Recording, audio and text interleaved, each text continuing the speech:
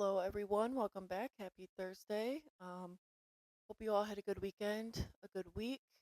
Tomorrow's Friday. Maybe you're watching or listening to this on a Friday, so we made it. End of the week. We love it.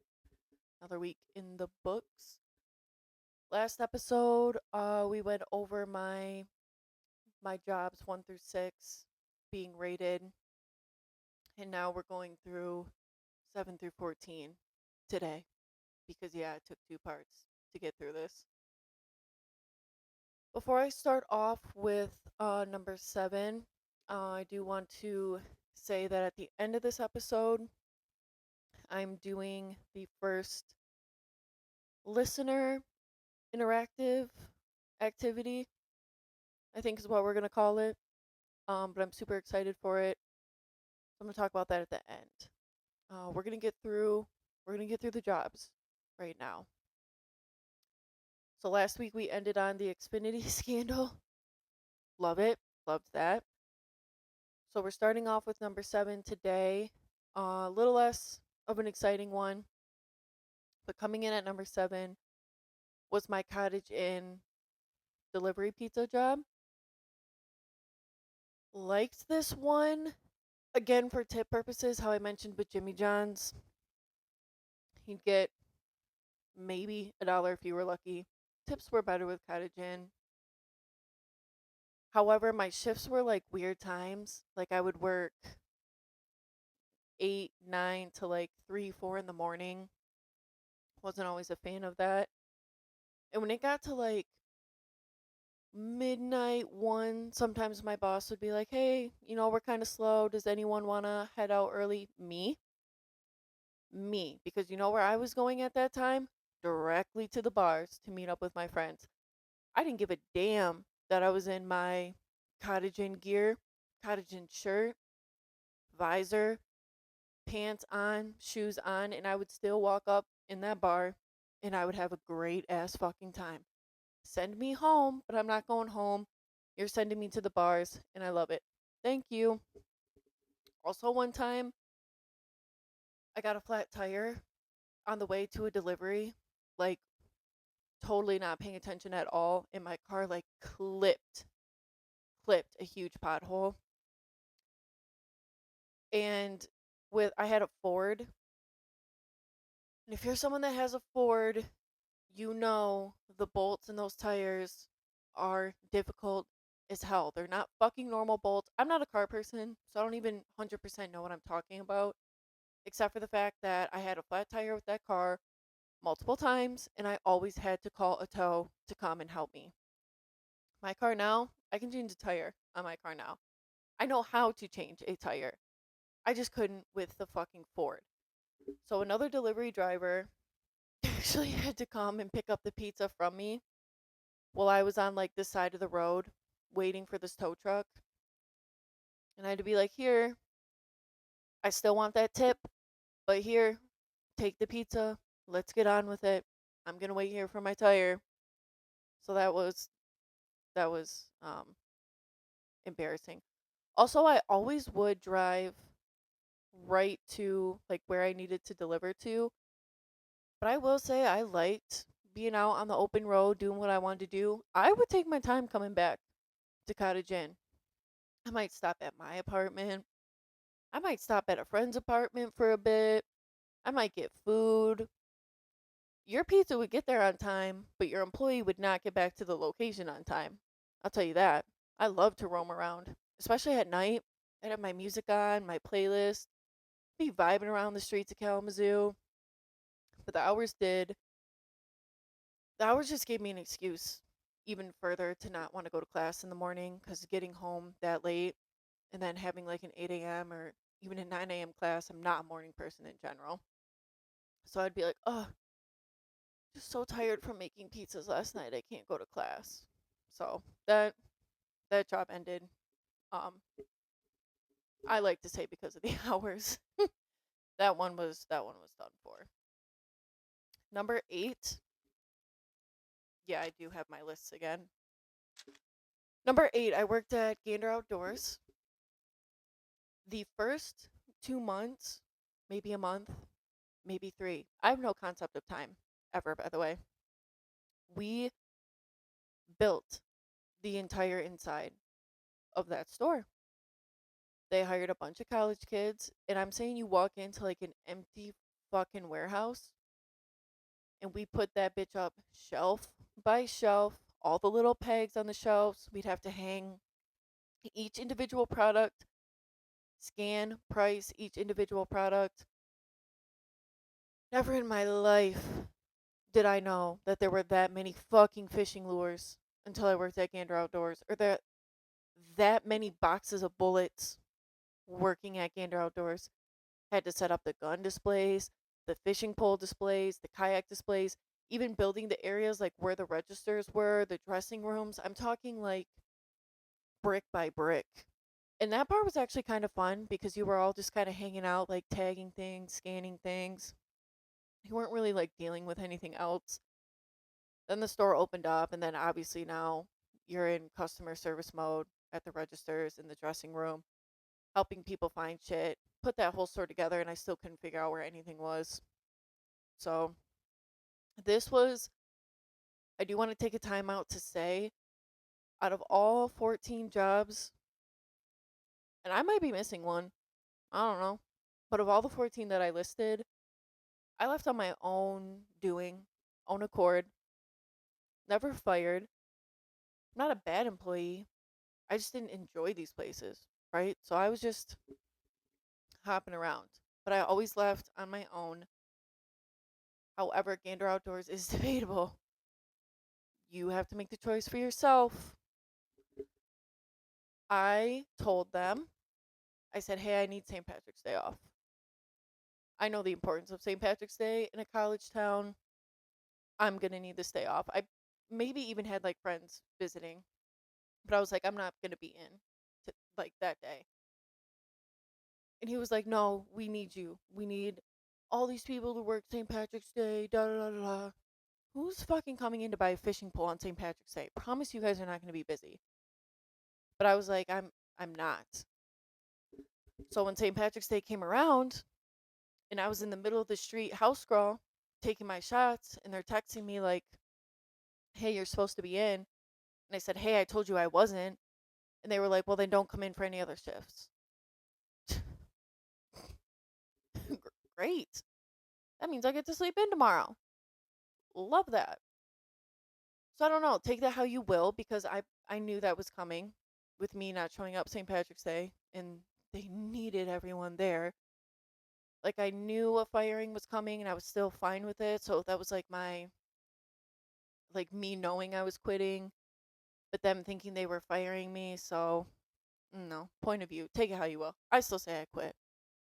I was here for St. Patrick's Day. I was not here. I was not here for that. So I'm still sticking with my 14-0 on quitting and not being fired. The next one coming in at number 9 was my summer internship at Nolan Transportation in Grand Rapids. It was about 50, I don't know, a little under an hour, 55-minute drive from Kalamazoo to there. I had to be there by 8, so I would have to leave by 7:10. Did I always? No. Let me tell you, between some of these jobs, you guys, I am a pro at getting ready in the car. I'm talking going 85 down the expressway doing a full fucking face of makeup. I will do what I can to sleep to the last second. And if that means sacrificing some vision to put mascara on, that's what I'm doing. So yeah, I was supposed to leave at 7:10. Did I always? No, but I was got there. And I have two stories from this internship. Uh, okay, three. Technically, kind of like a side story of why I wasn't really vibing with it. The first couple weeks, they just had us like build people new desks and chairs. And they called it like the internship Olympics, and they would like make us race against each other to build this shit. I don't know, it was weird. The company was cool, they did fun things, but overall the internship wasn't, whatever. Wasn't the greatest. It was kind of boring. But my two stories. First, My summer internship was during the summer I turned 21.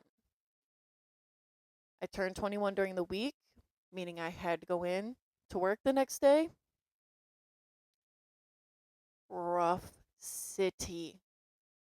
My 21st birthday, you guys, it wasn't even like an all night party, bar hopping. I made it out for 20 minutes. To- like 20 total minutes, you guys. I pre-gamed a little too hard. I celebrated a little too hard before it was even midnight, before I was even 21.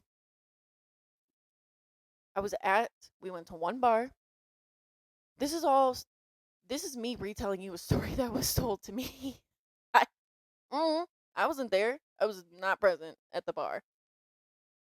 Made it for about 20 minutes. It had to be taken back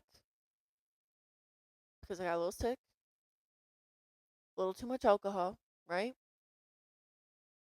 Again, probably left around midnight to go there, and I was back in my apartment by 12:30.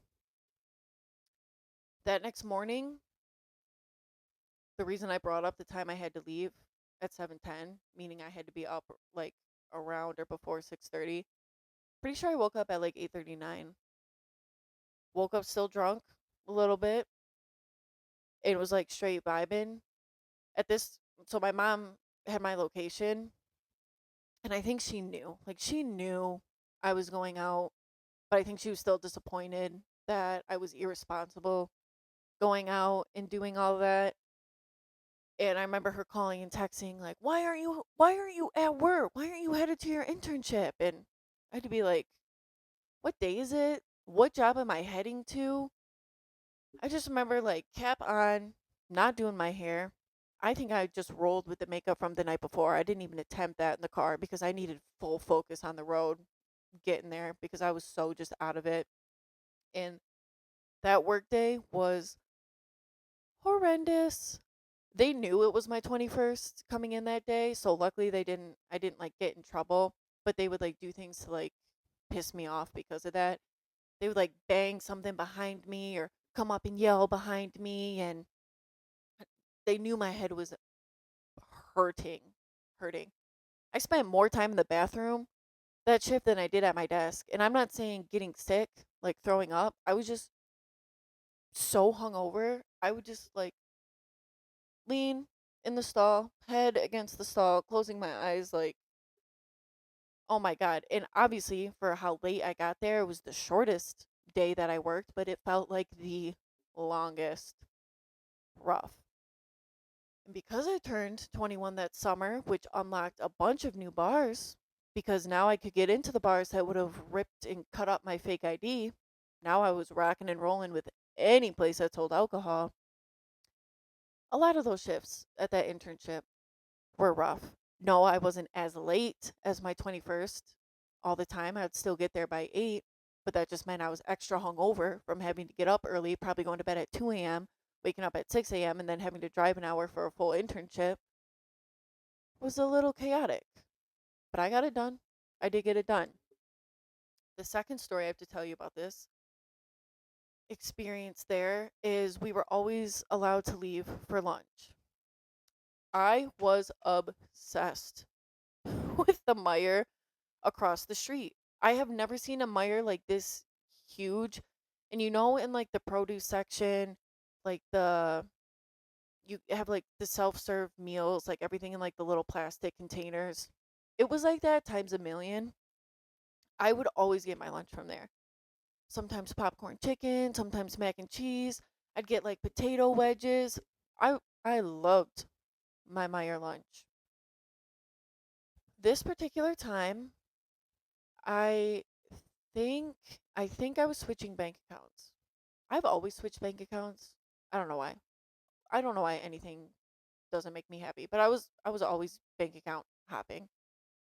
This particular time, it was payday, and I had to take my money out, close the account to put it into a new bank account. So I go to the first bank, take out my full paycheck, and then I go to Meyer. Why did I not immediately go to the second bank? Don't know. Logic was not on my side today.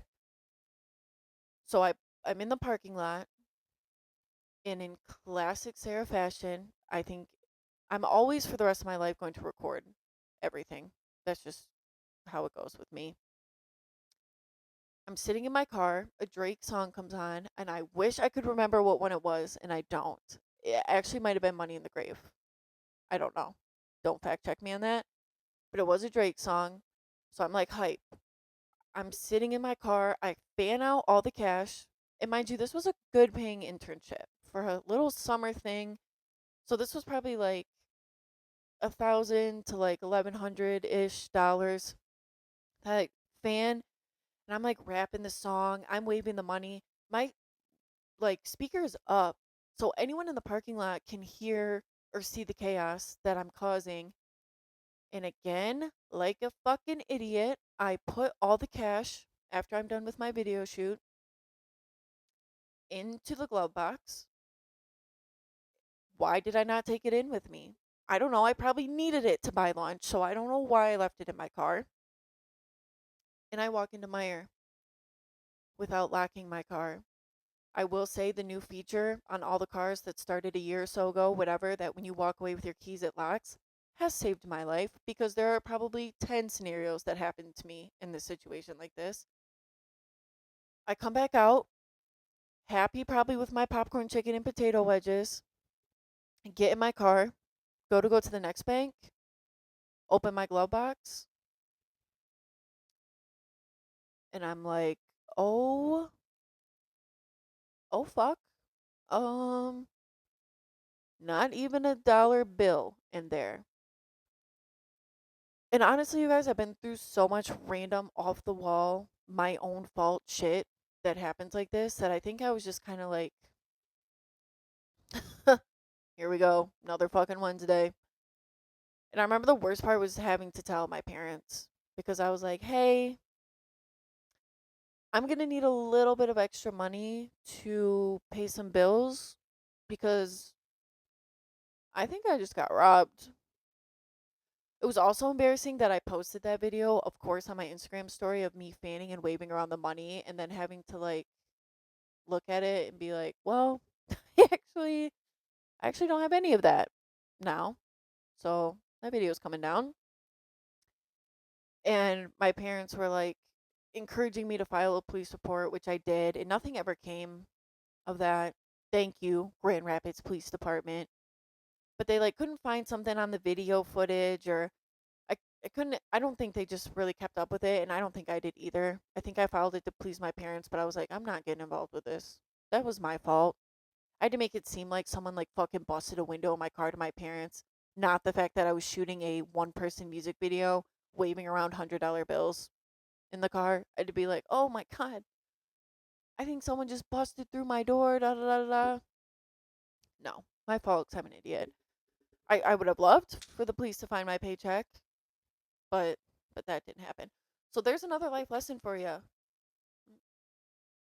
Don't fan your paycheck in your car to a Drake song. I know you guys are thinking about doing it. I know you are, but don't because it'll get swiped. It'll it'll get swiped. Maybe you just got to do it to a different artist. Maybe Drake was like my bad karma with that one.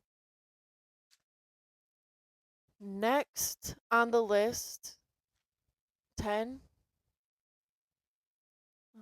11. I think we're at 11, 10 or 11. Was my job at um another type of sales media company.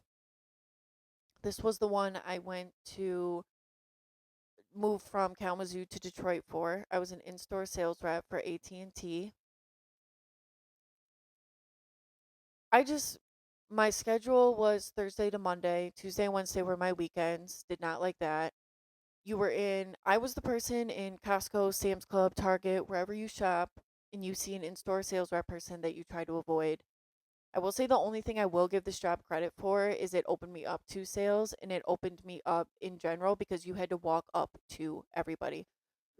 So you people who walk through going like this, I'm still coming up to you. The people who walk quickly, I will walk quicker. I had to get my shit together and it was it was rough because AT&T doesn't have the greatest reputation.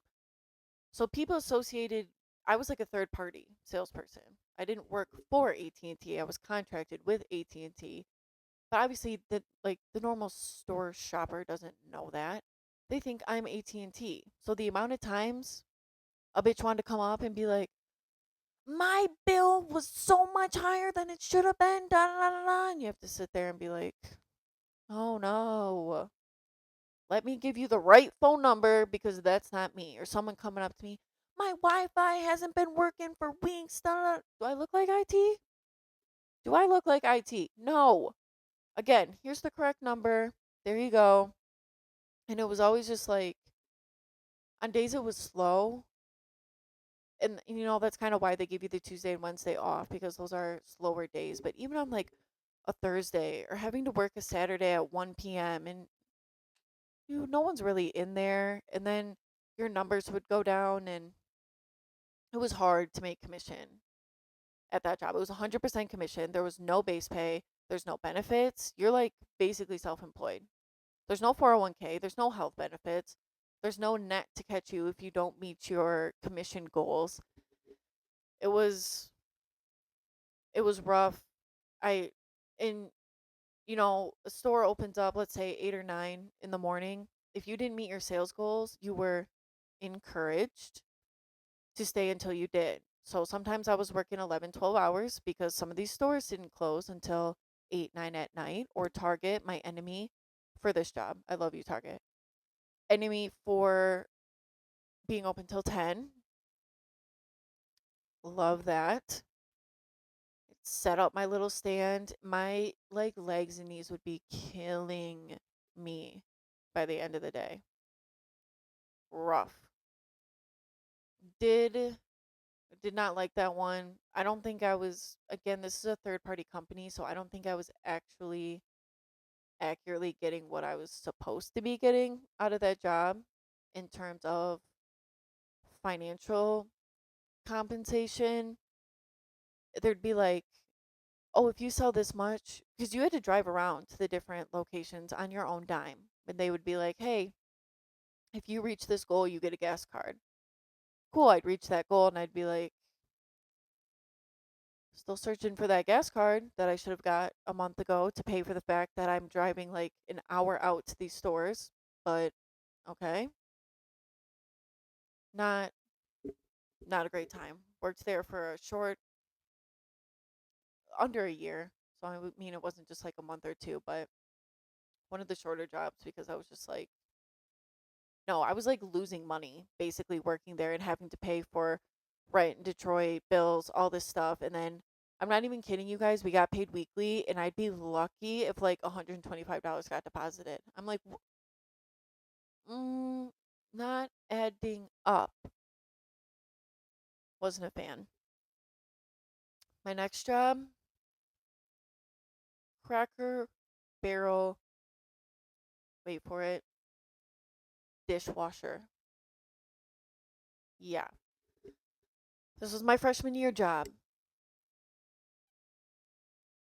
It, ew, ew. You want to talk about the Sunday scaries?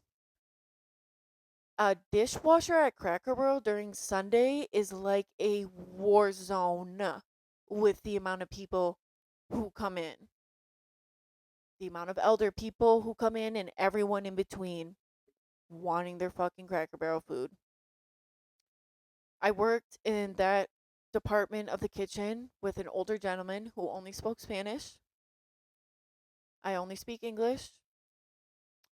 So really all you heard was the sprayer that whole shift because we didn't have much to talk about.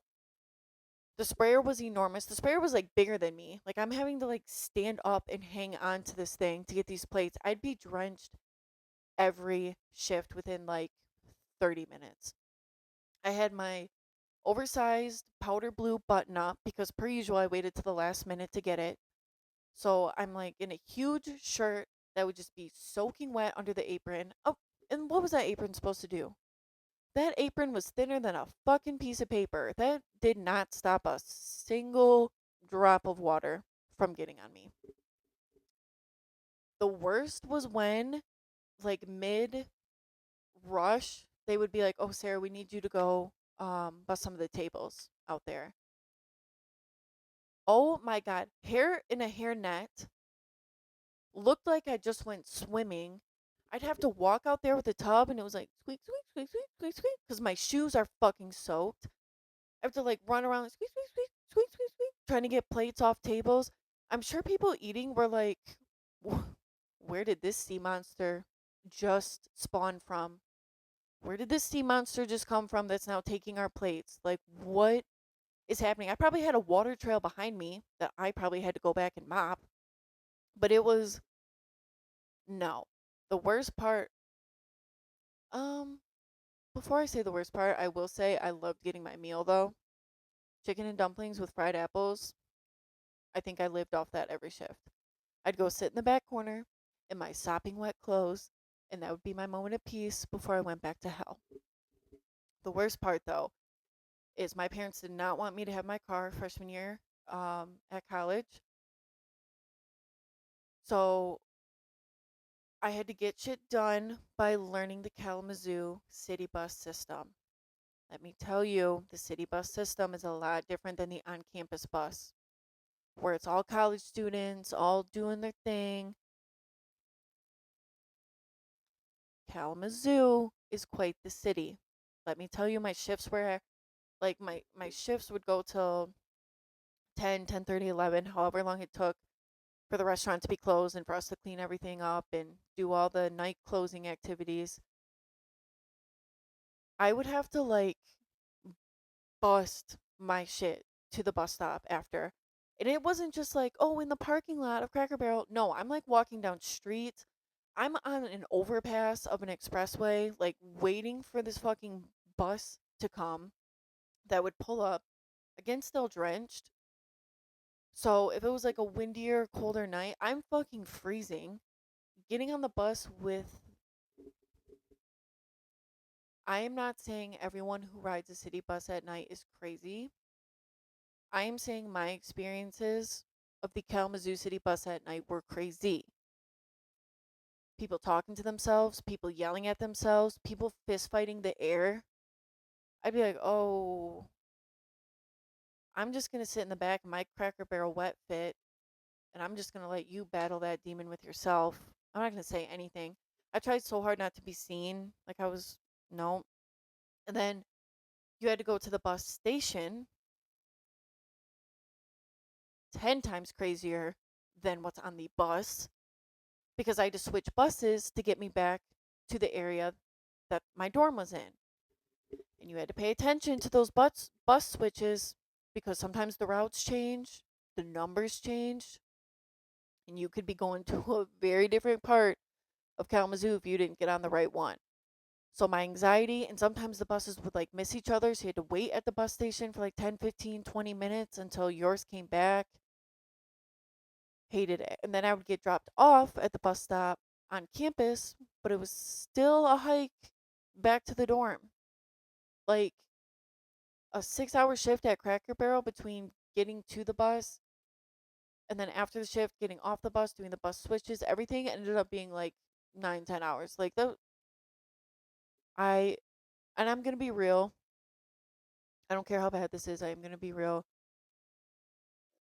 There were times on the city bus that I just like wanted something really out of pocket and really fucking crazy to happen. So I could tell my parents, like, see, I need my car up here. I need my car up here. I'm telling you, someone just got stabbed. I need my car.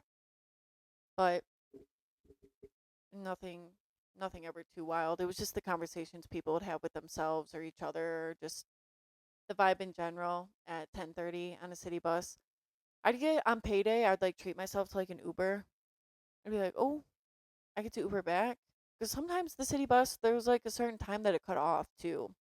So I would have to Uber, but that was like my treat. I'd feel like rich that day. Like, oh, bye city bus. I'm on the Uber train right now. But yeah, overall that was bad experience, bad job. I was not here to be a dishwasher. That was wet. It was so wet. I think that's the summary word for that one. Now, because I'm still currently employed, the only thing I'm going to say is it would slide into spot number 13. And I'm going to leave it at that to your imagination. The last job I have, you guys, this is the one that I promise you I have two witnesses for. Okay? Two friends were at the scene. I applied for what was listed as a babysitting job. Babysitting, if I tell you right now, you're going to this house to babysit, what are you picturing? A baby? Probably. Maybe someone that's 1, 2, maybe even 6 years old, right? So this man was like 45. And I'm going to describe this job delicately because I'm not trying to be insensitive at all. What I'm going to describe is more focused on my anxiety with the situation rather than the situation itself. This man had a lot of um like he was mentally challenged. He was nonverbal.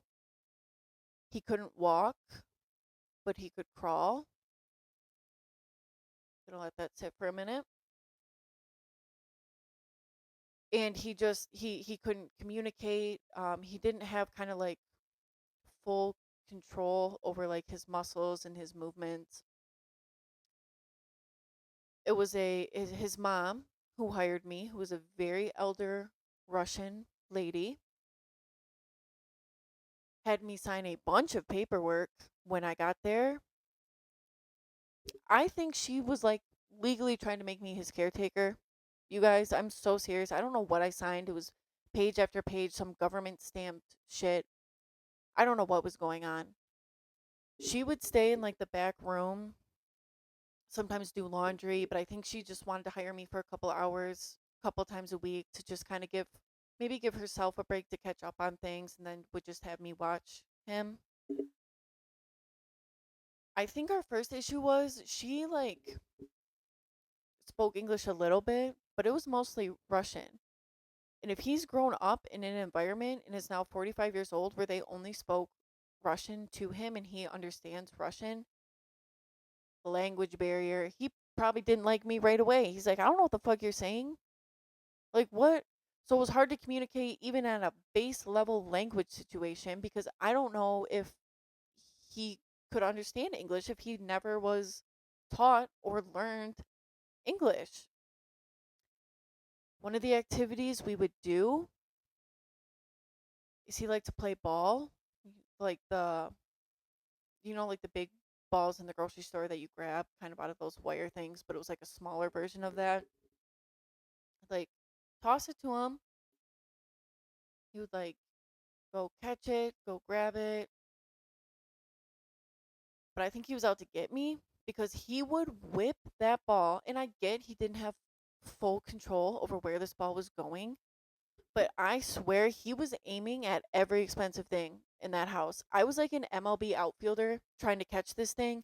He would aim for the bases, the bowls, anything glass, I swear, just chuck it. And I was like, not only am I already stressed in general, because let's take a step back here. I'm 18. God bless anyone who works in the mental health field, in the medical field. If you are someone that works with special needs children or special needs adults, I give you so much fucking credit because my anxiety and my own mental state like can't handle that. I'm always so afraid that I'm going to be doing something wrong, I'm going to harm them in some way, I'm going to make them upset. And I don't know how, again, at 18, I'm not trained to effectively communicate with someone who's in that mental state and who's doing that. I didn't know if he was ever hungry or thirsty. And the mom, God bless her, I know she wanted a little break, but I could have used a little bit of an instruction manual on what was going on. He liked bread. You guys, that's what she literally told me. If he gets hungry or if he's acting up, you just help him eat some bread. And so I'm like, well, what if he chokes? Like, how do I make sure that he's okay? Like, water? What do I give him to drink? Like, how do I make sure that I'm doing everything I can to make sure that he's okay? I don't want to do something wrong or incorrect or upset him. I was so anxious every every single, I think I only went there 4 or 5 times. I don't think it went over 5 by any means. But I was like, what did I get myself into? They also had a set of stairs. They just had storage down there, but he was like obsessed with trying to get downstairs. And so you'd have to like catch him. Like if he was making his way over there, you'd have to like get in front of the stairs and kind of like coax him away. But then sometimes I would upset him that he couldn't go down the stairs. And it was just my nightmare. Again, not in terms of him. I don't want to be disrespectful towards him. It's my anxiety and not knowing what to do in that situation and not knowing how to take care of him, and that's what she hired me to do. And I was like, I don't know what makes him happy. I don't know what we're doing. And again with the whole language barrier, he was probably like, "Bitch, I don't know what we're doing. I don't know who you are throwing a fucking ball at me. Like what? Who are you?" So that one had to end. That one had to end after a couple visits. I think she also gave me like $20 for like 4 hours. No, I don't think I was ever there 4 hours. I think I only stayed like 2 to 3 hours. Had my roommate, my really good friend, my roommate, I text the phone, it's time, come get me. Come get me. Cannot do it. I think I told her I was like getting too hard to have a job in school at the same time because I didn't want to make her feel bad. And that was the worst part of like telling her I wasn't going to be there anymore because I know she relied on me for having a break. And I didn't want to hurt her feelings.